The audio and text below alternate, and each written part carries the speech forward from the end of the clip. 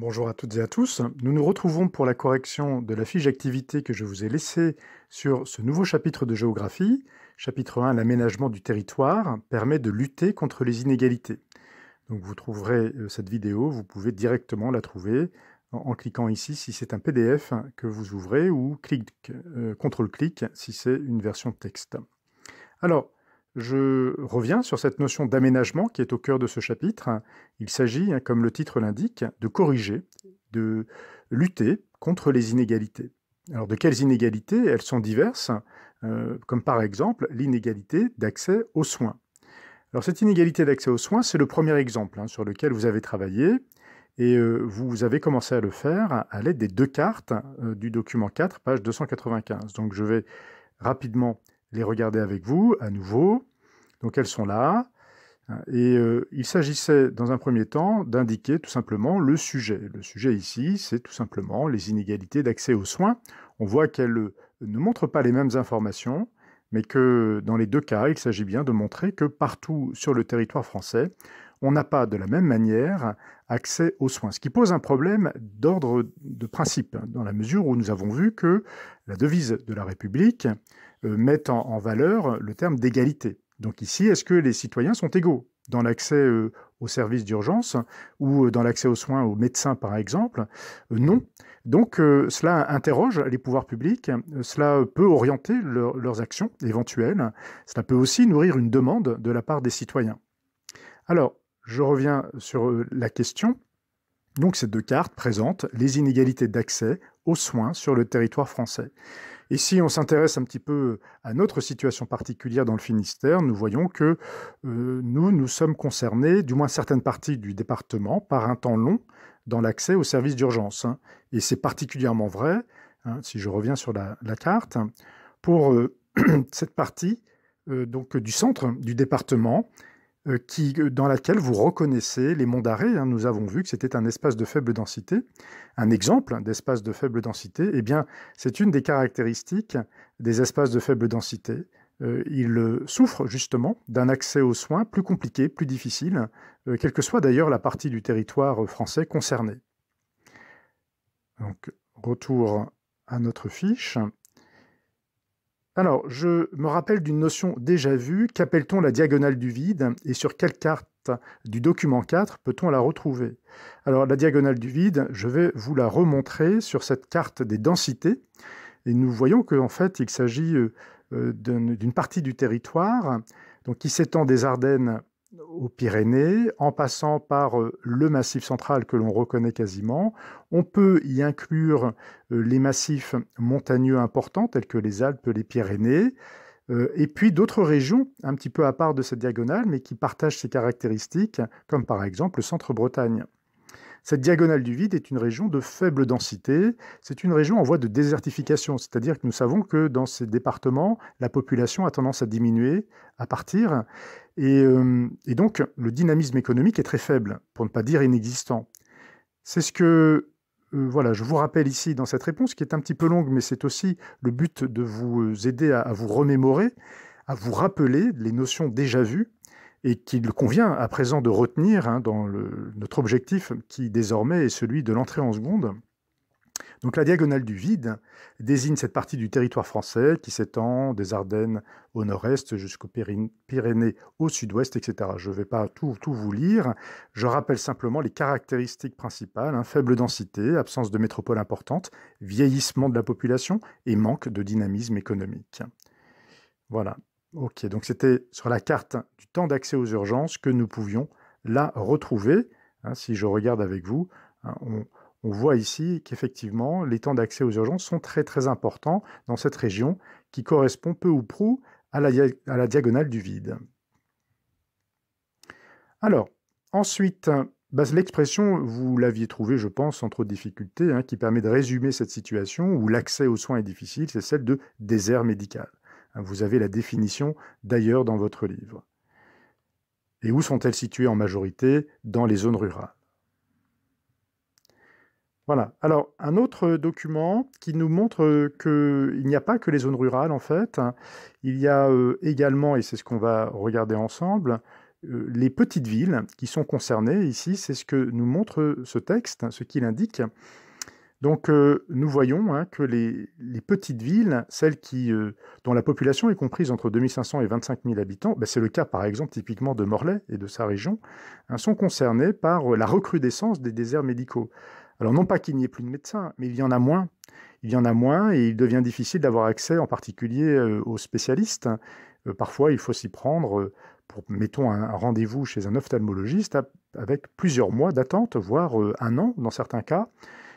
Par ailleurs, et peut-être l'avez-vous remarqué, ou vos parents vous l'ont-ils indiqué, que certains médecins ne prennent plus de nouveaux patients parce que tout simplement ils ne peuvent plus. Voilà, donc c'est le signe, alors non pas d'une désertification au sens où il n'y aurait plus d'accès aux soins possibles, mais il y en a moins, et c'est une évolution qui inquiète effectivement les citoyens, mais aussi les pouvoirs publics, les maires, etc. Voilà, donc si je reviens ici, c'est donc indique que les petites villes, effectivement, connaissent une recrudescence des déserts médicaux. C'est un passage qui permet d'illustrer cette évolution. Par ailleurs, elle signale, elle donne une explication à ce problème, l'auteur du texte. Les difficultés relèvent, entre autres, du vieillissement des médecins qui, souvent, ne trouvent pas de jeunes confrères pour prendre leur suite. Il est vrai que les jeunes médecins aujourd'hui préfèrent aller s'installer où? Eh bien, c'était la réponse en quelque sorte à l'hypothèse ici qu'il fallait formuler. Dans quel type d'espace qui n'est pas concerné par ce problème? Eh bien, ce sont les métropoles, les grandes agglomérations, les grandes aires urbaines. Aires urbaines avec ce que je vous rappelle, ce que nous avons vu, à savoir la ville-centre, les communes de banlieue et aussi l'espace périurbain, c'est-à-dire à proximité du centre, bien relié par les axes de transport. Mais cela est tout à fait cohérent avec l'évolution du territoire français, marqué, ce que nous avions déjà dit, par la métropolisation de nos économies. Les hommes, les habitants, les activités productives de richesse se concentrent de plus en plus, pas exclusivement, mais de plus en plus dans les métropoles du territoire.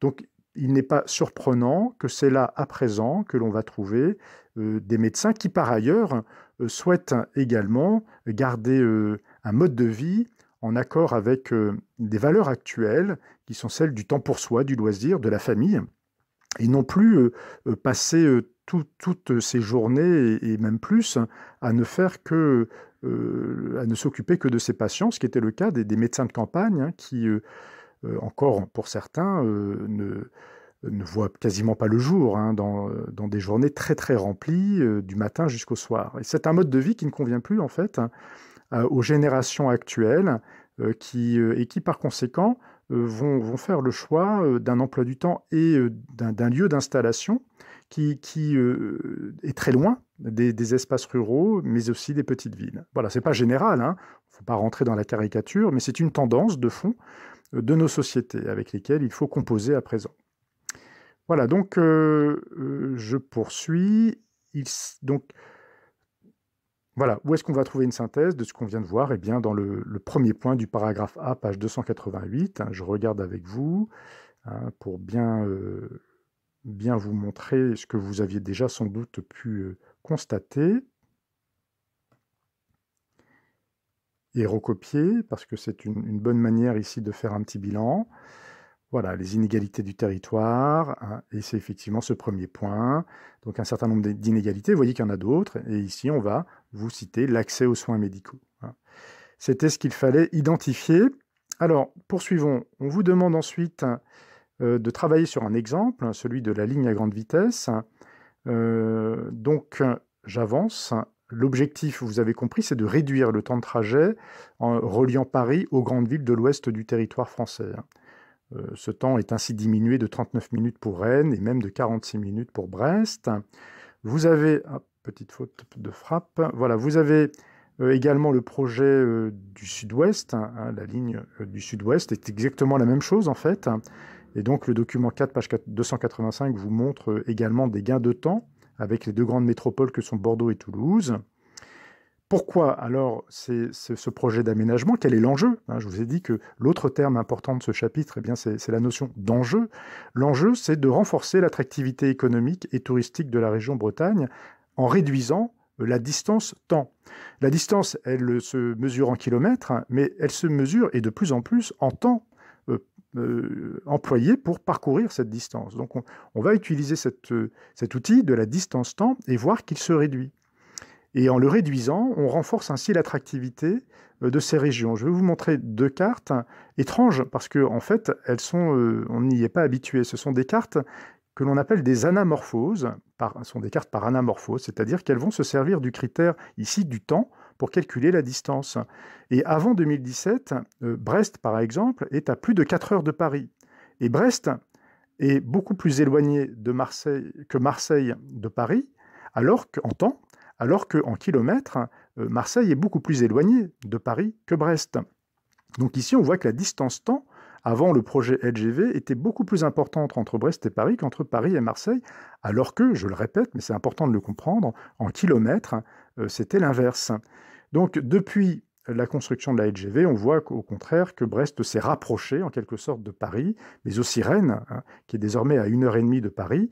Cela va renforcer les liens économiques, les échanges, les mobilités de population entre ces deux villes, et donc renforcer d'une manière générale le dynamisme de la région bretonne, puisqu'elle est beaucoup plus proche du cœur de l'économie française, qu'est la région parisienne. Voilà, donc le point suivant vous demandait de travailler sur les acteurs, c'est-à-dire ceux qui financent. Vous avez vu qu'il y a le Conseil régional de Bretagne, SNCF Réseau, qu'on appelle sur le document que vous aviez à voir, RFF, et les autres collectivités, notamment les départements. Je vous rappelle qu'il s'agissait de ce document-là dont vous aviez le lien. Voilà, ici on voit clairement, avec ce graphique circulaire, qui sont les principaux investisseurs. Voilà, donc je termine cette correction plutôt. Donc, les collectivités territoriales jouent un rôle important. Ce sont des acteurs importants avec l'État, bien entendu. L'Union européenne, souvent, là c'était moins le cas, mais souvent l'Union européenne est présente. Et ces collectivités territoriales sont la région, le département et la commune. Elles ont des compétences de plus en plus nombreuses.